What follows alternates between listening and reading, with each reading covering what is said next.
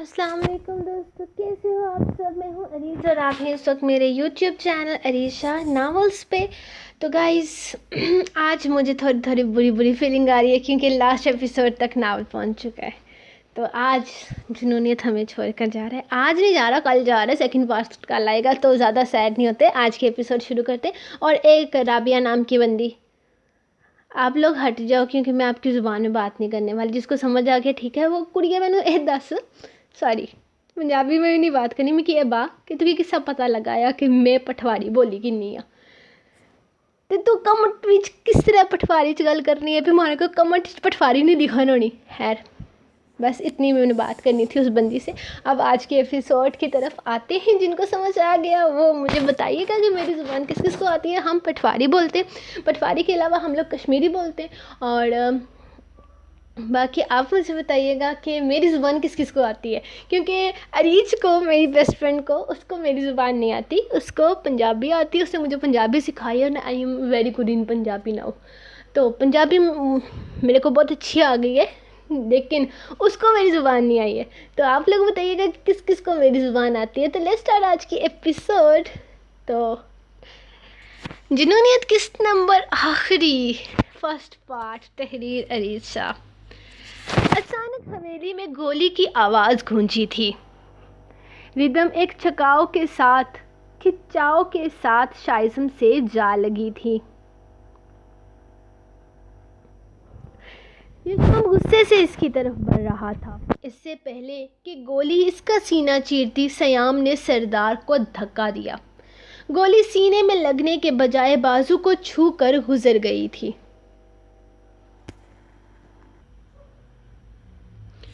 جبکہ یہ شام اپنا درد بھلائے سیام کی طرف بھرا تھا. خودداش وقت رہتے پرویز کے ہاتھ پر ایک زوردار لات مار چکا تھا. اس کی پستول دور جا گری تھی. سیام تو ٹھیک ہے نا؟ تجھے لگی تو نہیں؟ کھوتے تیرا دماغ خراب تھا. یہ کیا حرکت کی ہے تو نے؟ تجھے گولی لگ جاتی تو؟ ایک زوردار مکہ اس کے منہ پر مارتے ہوئے وہ اپنا غصہ نکالنے لگا. اور اگر تجھے گولی لگ جاتی تو؟ جس طرح تجھے تیرا کھوتا پیارا ہے نا، اسی طرح مجھے بھی میرا کھوتا پیارا ہے. وہ اس کے منہ پر ہلکا سا پنچ مارتا اس کا ہاتھ دیکھنے لگا جہاں سے گولی چھو کر گزری تھی. نشان بالکل ہلکا سا تھا. یہ شام نے اگلے ہی پل اسے کھینچ کر اپنے ساتھ بھینج لیا تھا. بچپن کا ساتھ تھا. اس پر تو وہ ٹھیک سے غصہ بھی نہیں کر سکتا تھا. وہ بھی تو اسی کی طرح تھا، بے سہارا، بے آسرا. ایک کار ایکسیڈنٹ میں اس کے ماں باپ مر گئے تھے. فقط 10 سال کے تھے وہ لوگ جب ان کی ملاقات ہوئی. انگلش حکومت سے بچ کر ایک چھوٹی سی ہوٹل میں چھوٹی سی عمر میں ہی برتن مانجتے ہوئے ان دونوں نے ایک دوسرے کا ساتھ نبھایا تھا. ایسا کیسے ممکن تھا کہ زندگی کے اس موڑ پر وہ ایک دوسرے کا ساتھ چھوڑ دیتے؟ ان دونوں کی پہچان یہ تھی کہ وہ زندگی کے سرد و گرم ایک ساتھ دیکھ چکے تھے. ان دونوں کا ہی ایک دوسرے کے ساتھ ہونا ضروری تھا. ان کے پاس فقط ایک رشتہ تھا، دوستی کا، جسے وہ مرتے دم تک نبھانے والے تھے. پولیس کو فون کر دیا گیا تھا، اسی لیے پولیس 10 منٹ میں ہی وہاں پہنچ گئی تھی. یہ شام یہ کیس پولیس میں نہیں لے کر جانا چاہتا تھا، بلکہ اس کا حل وہ خود چاہتا تھا. لیکن وہ لوگ نہیں چاہتے تھے کہ وہ کسی بھی طرح سے قانون اپنے ہاتھ میں لے، کیونکہ یہ کام جن کا تھا انہوں نے ہی کرنا تھا. سارے ثبوت اور گواہ ان کے پاس موجود تھے. وہ آدمی اپنی غلطی قبول کر چکا تھا، لیکن اب تک چلا کر کہہ رہا تھا کہ وہ انہیں معاف نہیں کرے گا. ان لوگوں کی وجہ سے اس کا بیٹا مرا ہے، اسے کچھ بھی حاصل نہیں ہوا. زندگی بھر کی بدنامی برداشت کی ہے اس نے. حالانکہ سچ یہ تھا کہ جس طرح سے باقی سب نے اس بات کو قبول کیا تھا کہ افشین کی شادی کے معاملے میں کہیں نہ کہیں غلطی پر وہ بھی تھے، تو اسے بھی قبول کرنا تھا. جب اسلام ہمیں بیٹی سے اجازت مانگ کر اس کی زندگی کا فیصلہ کرنے کا حکم دیتا ہے، تو پھر بیٹیوں کو اتنا بے مول کر کے ان سے یہ حق کیوں چھینا جاتا ہے؟ بے شک افشین غلط تھی. گھر سے بھاگ کر اپنے ماں باپ کی بدنامی کروانا کوئی فخریہ کام نہیں، لیکن اسے اس کی بہت بڑی سزا ملی تھی. اس اس بات کا احساس بابا جان کو بہت پہلے ہو گیا تھا۔ وہ تو اسے دل سے معاف بھی کر چکے تھے۔ وہ واپس گھر بھی لانا چاہتے تھے۔ کتنے سالوں کے بعد وہ اپنی بیٹی سے ملنے جا رہے تھے، لیکن سب کچھ خراب ہو گیا۔ کاظمی صاحب نے بھی اپنے بیٹے کو دل سے معاف کر دیا۔ اس دشمنی کو شاید 15 سال پہلے ہی وہ لوگ ختم کر دیتے، یہاں تک کہ انہوں نے کنیز کو بھی دل سے قبول کر لیا تھا۔ وہ کنیز کو بھی گھر لانا چاہتے تھے، اپنے پوتے کو واپس چاہتے تھے، اور انہوں نے بہت تلاش بھی کیا تھا۔ کنیز کی وفات کے بعد انہوں نے ایسی کوئی جگہ چھوڑی ہی نہیں تھی جہاں انہوں نے یشام کو تلاش نہ کیا ہو۔ لیکن کبھی کبھی سب کچھ ختم نہیں ہوتا، بلکہ خراب سے خراب تر ہو جاتا ہے۔ کچھ ایسا ہی ہوا تھا ان کے ساتھ بھی، لیکن اب ایک نئی امید بن گئی تھی، سب کچھ ٹھیک ہونے کی امید۔ شوہر سر، آپ کا تو بہت زیادہ خون بہہ رہا ہے۔ وہ پریشانی سے اس کا بازو دیکھتی رہی، جبکہ اپنے لیے اس کا فکر مند ہونا اسے بہت اچھا لگ رہا تھا۔ وہ بے اختیار ہو کر کسی کے بھی ہونے کا ہوش کیے بنا اس کی پیشانی پر اپنے لب رکھ چکا تھا۔ حرم نے خجل سا ہو کر سب کی طرف دیکھا، جو چہرہ جھکائے مسکرانے میں مصروف تھے۔ میرے خیال میں تمہیں ڈاکٹر کے پاس چلنا چاہیے، دادا جان اس کا بازو دیکھتے ہوئے بولے۔ ارے نہیں دادا جان، زیادہ نہیں لگا، ابھی سیام بینڈیج کر دے گا، ٹھیک ہو جائے گا، اتنی زیادہ چوٹ نہیں ہے، وہ سرسری سے انداز میں بولا، جبکہ دادا جان اس کے منہ سے پہلی دفعہ دادا جان لفظ سن کر حیران رہ گئے تھے۔ اس کا انداز جتنا سرسری سا تھا، وہ اتنے ہی دیر بس اسے دیکھتے رہے۔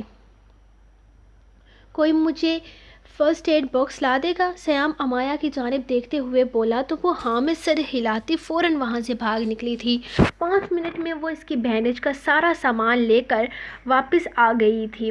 سیام نے بہت احتیاط سے اس کے زخم کو صاف کیا، لیکن ساتھ ہی یہ بھی کہہ دیا کہ وہ ایک بار ڈاکٹر کو ضرور چیک کروائے، جس پر اس نے سر کو ہم دیتے اس کی بات ماننے کا یقین دلایا تھا، جبکہ حرم بالکل ساتھ بیٹھی ہلکی ہلکی اس کے زخم پر پھونک مار کر اس کی تکلیف کو کم کرنے کی کوشش کر رہی تھی۔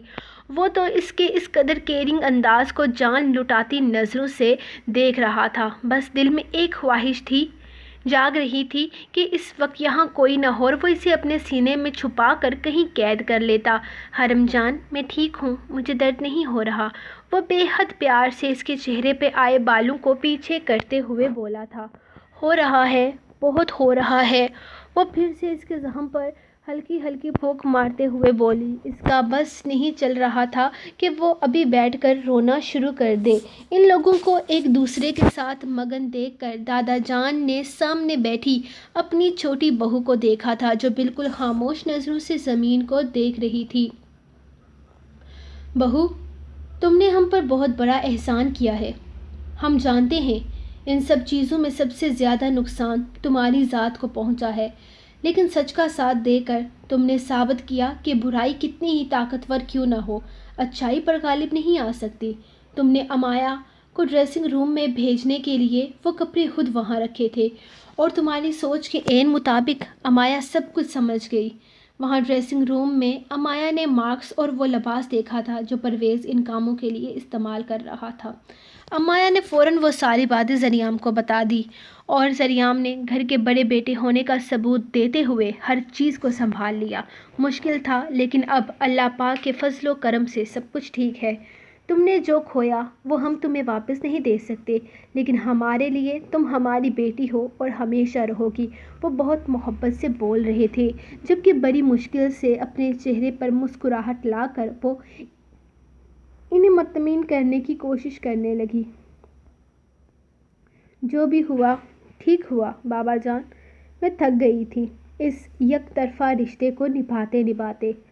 اپنے آپ کو اس گھر کا حصہ بنانے کی ہر ممکن کوشش کی میں نے، ہر معاملے میں الجھتی رہی، اور اس کی وجہ یہ نہیں تھی کہ مجھے ہر معاملے میں انٹرفیئر کرنا پسند ہے، بلکہ اس کی وجہ یہ تھی کہ میں اپنی نئی زندگی میں اس حد تک الجھی ہوئی تھی، اپنی نجی زندگی میں اس حد تک الجھی ہوئی تھی کہ سوچتی تھی کہ اگر میں کسی اور چیز میں اپنی ذات کو شامل کروں گی تو وہ ساری الجھنیں خود بخود سلجھ جائیں گی۔ پرویز کا دوسری عورتوں کے ساتھ تعلق تھا۔ اپنے دل پر پتھر رکھ کر میں نے اس کی اس گھٹیا عادت کو قبول کر لیا۔ انہوں نے میرے بیٹے کو اپنے جیسا بنایا۔ ان کو تانی سے محبت نہیں تھی کیونکہ وہ بھی بڑے بھائی کی طرح ایک اور بیٹا چاہتے تھے جو ان کی جائیداد کا بھی حصے دار بن جائے۔ میں انہیں دوسری دفعہ بیٹا نہ دے سکی تو اس بند کمرے میں دن رات میں نے اپنے شوہر کی دوسری شادی کی خواہش سنی تھی۔ یہ سب کچھ آج سے نہیں چل رہا تھا، یہ تو سب کچھ کئی سالوں سے چل رہا تھا۔ شادی کے شروع کے چند سال انہیں سمجھنے میں گزر گئے، اور جتنا سمجھا اس آدمی کو اسے ایک پہیلی ہی پایا۔ میں تھک چکی تھی یہ سب کچھ کرتے کرتے۔ میری بس یہی ایک خواہش تھی کہ میری تانی اسی گھر کی بہو بن جائے، لیکن بیٹیوں کے نصیب کا فیصلہ ماں باپ نہیں کر سکتے۔ میں خوش ہوں جو فیصلہ آپ نے تانی کے لیے کیا۔ میں ایک انسان کی گناہ گار ہوں اور وہ جنت ہے۔ میں اس کے ساتھ بہت بدسلوکی کی۔ اس کے پیچھے کی وجہ کہیں نہ کہیں میرا بیٹا تھا جسے میں نے کھو دیا۔ جنت مجھے بتاتی تھی کہ باقر اسے مارتا ہے، اس کے ساتھ بدسلوکی کرتا ہے۔ اپنی بیوی ہوتے ہوئے وہ باہر کی عورتوں سے میل ملاقات رکھتا ہے۔ پرویز جنت کی جائیداد کے لیے کسی بھی حد تک جا سکتے تھے۔ وہ طلاق جیسے چکروں میں پڑنا ہی نہیں چاہتے تھے۔ میں خود ڈرتی تھی کیونکہ پرویز نے مجھ سے کہا تھا کہ اگر جنت کا گھر ٹوٹا تو میرا بھی گھر ٹوٹ جائے گا۔ میں جنت کو سمجھاتی تھی کہ اپنا گھر بچانا اس کے اپنے بس میں ہے۔ اگر باقر خود نشے کی حالت میں ایسی حرکت نہ کرتا تو یقیناً جنت بھی میرے جیسی زندگی گزار رہی ہوتی، لیکن اللہ کو کچھ اور ہی منظور تھا۔ اور الحمدللہ آج میں بہت پرسکون ہوں۔ آپ لوگوں سے معافی مانگتی ہوں جس شخص کے ساتھ کے لیے میں نے یہ سب کچھ کیا۔ اپنے بچوں کے خوشحال مستقبل کے لیے میں بھی بے بس تھی۔ اتنے سالوں سے میں ویسی زندگی گزار رہی تھی جو یقیناً ہمارے ملک میں 70% عورتیں گزارتی ہیں۔ میں جانتی ہوں میں معافی کے لائق نہیں ہوں، لیکن پھر بھی آپ لوگوں سے معافی چاہتی ہوں۔ میرا کوئی قصور نہیں، آپ کا کوئی قصور نہیں چاچی جان، پلیز آپ معافی نہ مانگیں۔ امایا سب سے آگے بڑھ کر آئی تھی، ان کے ہاتھ تھامتے ہوئے انہیں اپنے ساتھ لگایا تھا جبکہ وہ اس کے سینے سے لگتی نہ جانے کتنی دیر روتی رہی۔ بادل چھٹ چکے تھے، آسمان صاف ہو چکا تھا۔ برا وقت تھا لیکن گزر گیا تھا۔ آخر وہ شخص جس نے ان کی زندگی میں تباہی مچا رکھی تھی وہ اپنے انجام تک پہنچ گیا تھا۔ ان سب لوگوں نے اجازت لیتے ہوئے اپنے گھر کی راہ لی تھی۔ وہ آج بھی ردم کو اپنے ساتھ چلنے کے لیے کہہ رہے تھے، لیکن اپنے شوہر کی اتری ہوئی شکل دیکھ کر اس نے نہ جانے کا فیصلہ کیا تھا اور ان سے معذرت کرتے ہوئے کل شائزم کے ساتھ آنے کا وعدہ بھی کر لیا۔ اس کے نہ جانے کا سن کر وہ کتنا خوش ہوا تھا، اس بات کا اندازہ اس کے چہرے سے لگا سکتی تھی جہاں پر دلکش مسکراہٹ تھی۔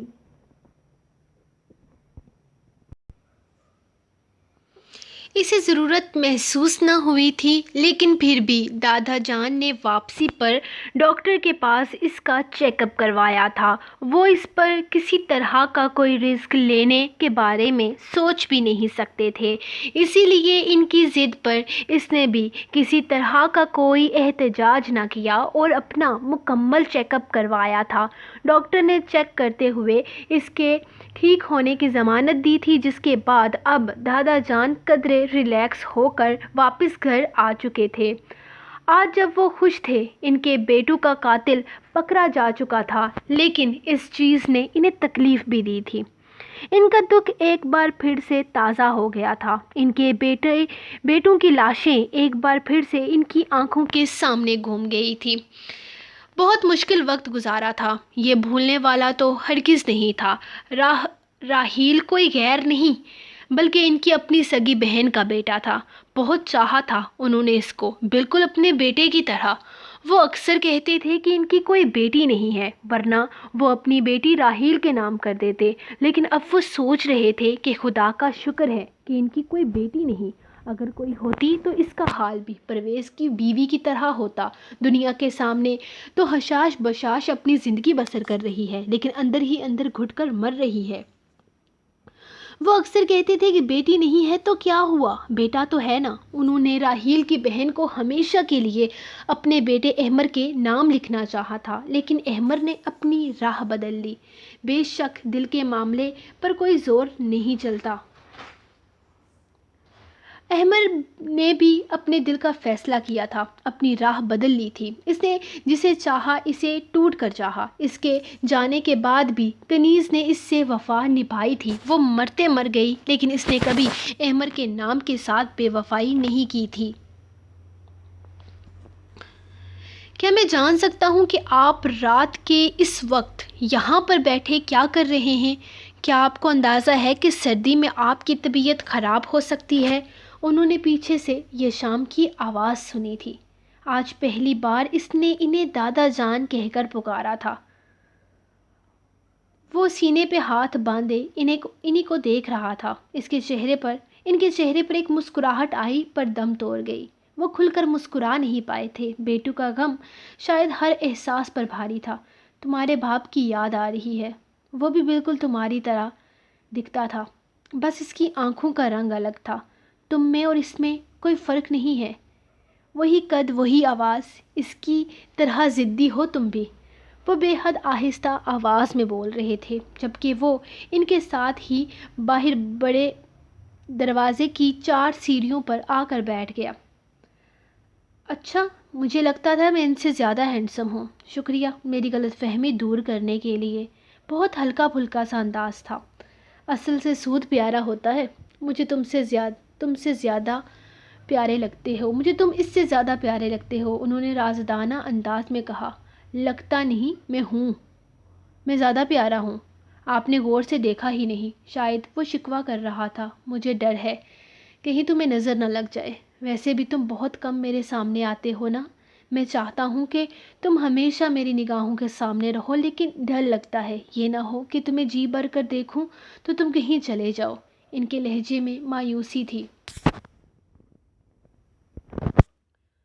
اگر میں آپ سے وعدہ کروں کہ میں کہیں نہیں جاؤں گا، ہمیشہ آپ کے پاس رہوں گا، تو کیا تب بھی آپ مجھے نظر بھر کر نہیں دیکھیں گے؟ وہ سوال کر رہا تھا جبکہ دادا جان کی نگاہیں اس کے نقوش میں الجھ سی گئی۔ تم مذاق کر رہے ہو؟ وہ بے یقین تھے۔ آپ کو لگتا ہے میں آپ سے ایسا مذاق کروں گا؟ اس نے الٹا سوال کیا۔ ہاں، یہ سچ ہے، میں آپ سے خفا تھا، لیکن میری ماں نے مجھے کبھی کسی سے نفرت کرنا نہیں سکھایا تھا دادا جان۔ میں یہ سوچ کر آپ لوگوں سے دور تھا کہ آپ لوگ میرے دشمن ہیں، لیکن مجھے تو پتہ ہی نہیں تھا کہ جس درد سے میں گزر رہا ہوں، کئی سالوں سے آپ بھی اسی دکھ کے زیر اثر ہیں۔ میری ماں کے ساتھ جو کچھ ہوا، شاید وہ اس کے نصیب میں لکھا تھا۔ شاید کوئی بھی والدین اپنے بیٹے کے لیے ایک غیر مسلم عورت کو سوچ کر ایسے ہی ری ایکٹ کرتے ہوں گے۔ شاید آپ لوگ اپنی جگہ صحیح تھے، لیکن اپنے ماں باپ کو کھو کر جو کچھ میں نے برداشت کیا، اس کے بعد میں اتنی جلدی یہ سب کچھ قبول نہیں کر پا رہا تھا۔ لیکن آج میں نے بہت سوچا۔ میں نے سوچا اگر ہمارا دکھ ایک جیسا ہے تو ہم ایک دوسرے کے ساتھ کیوں نہیں بانٹتے؟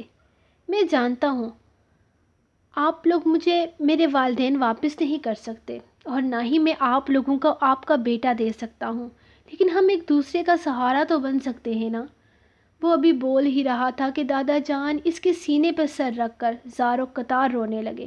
اس نے اگلے ہی لمحے ان کے گرد اپنی باہوں کا مضبوط حصار بنایا تھا۔ اس عمر میں ان کا اس طرح بچوں کی طرح رونا اسے بری طرح پریشان کر گیا تھا، لیکن شاید یہ سالوں کا غبار تھا جو ان کے اندر بند تھا۔ میں آپ سے وعدہ کرتا ہوں دادا جان، میں آپ کو چھوڑ کر کبھی نہیں جاؤں گا۔ میں ہمیشہ آپ کے پاس رہوں گا، اپنے اپنوں کے پاس، اپنے رشتوں کے پاس۔ میں بے آسرا نہیں ہوں، میری پہچان ہے اور میری پہچان آپ ہیں۔ ان کے آنسو صاف کرتے وہ بے حد اپنائیت سے بولا تھا۔ تم آج خداش کے لب و لہجے میں بات کر رہے ہو۔ وہ اس کے انداز میں چھپے اپنے دوسرے پوتے کے الفاظ بہت اچھے طریقے سے پہچان چکے تھے، کیونکہ یہ سارے میرے ہی الفاظ ہیں دادا جان، وہ پیچھے سے بولا۔ دادا جان نے چہرے پر دلکش مسکراہٹ سجا کر اسے بلایا تھا جبکہ وہ ان کی دائیں سائیڈ آ کر بیٹھ گیا۔ ان کے پاس ان کے دونوں مضبوط سہارے تھے جو بے شک ان کے لیے بے حد عزیز تھے۔ تم لوگ میرے پوتے نہیں، میری طاقت ہو، میرا مان ہو، میرا غرور ہو۔ وہ ان دونوں کو اپنے ساتھ لگاتے ہوئے سرشار انداز میں بولے۔ جبکہ وہ مسکراتے ہوئے ان کے ساتھ لگے تھے، جبکہ حویلی کی چھت کی گرل کے ساتھ وہ تینوں بھائی مسکرا دیے تھے۔ بے شک غم کے بادل چھٹ چکے تھے اور اب خوشیاں ہی خوشیاں ان کی منتظر تھی۔ سو گائز، یہ رہی آپ لوگوں کی آج کی ایپیسوڈ، اور کل کی ایپیسوڈ میں بچے نہ آئے، بڑے آئے صرف، اور یہ میں پہلے بتا رہی ہوں، پھر بعد میں آپ لوگ کہتے ہیں کہ جی ہمیں تو پتہ ہی نہیں تھا، تو آپ لوگ صرف وہی آؤ جو کہ بڑے ایجڈ بندے ہیں، 18+ نہیں، آپ لوگ 25+ والے آؤ۔ تو ملتے ہیں ہم نیکسٹ ایپیسوڈ میں کل، تب تک لیے اپنے رائٹر کو دیں اجازت۔ اور جو لوگ پوچھ رہے تھے نیکسٹ ناول کب شروع ہوگا، تو سر گائز یہ جو ناول ہے نا یہ کل ختم ہوگا، پھر میں 2-3 چھٹیاں کروں گی بیچ میں، اور اس کے بعد میں تھے میرا دلبر جانی ناول جو کہ اٹکا ہوا ہے، اس کو میں کمپلیٹ کروں گی، جو کہ اپنی بزی روٹین کی وجہ سے میں نہیں کر پا رہی یار، میں اسکیڈول بہت بزی جا رہا ہے آج کل، یونیورسٹی سے گھر، گھر سے یونیورسٹی، اور پھر واپس آ کر ایسے میں فوت ہوتی ہوں، میں بے ہوش میں مرتی ہوں، میں سوتی ہوں کہ پھر میری آنکھ ہی نہیں کھلتی، تو یہ مسئلہ ہے میرے ساتھ، تو پھر آپ سمجھو اس بات کو، تو انشاءاللہ لانگ ایپیسوڈ دوں گی، ویسے تو وہ ناول میں نے 50 ایپیسوڈ میں کہا تھا ہاف لیٹ کر کے، اس کو 25 پہ لے کر جاتے ہیں کیونکہ میں لانگ ایپیسوڈ دوں گی، تو انشاءاللہ میں یہ جو منتھ ہے، کیا نام ہے اس کا، اب فیبرری میں اس ناول کو فنش کروں گی، اور ہم مارچ 1 سے نیا ناول سٹارٹ کریں گے، تب تک کے لیے آپ لوگ کچھ نہیں کرو، میں ہی کروں گی۔ ملتے ہیں نیکسٹ ایپیسوڈ کے ساتھ، تو تب تک کے لیے اپنے رائٹر کو دیں اجازت، دعا میں یاد رکھیں، اللہ حافظ۔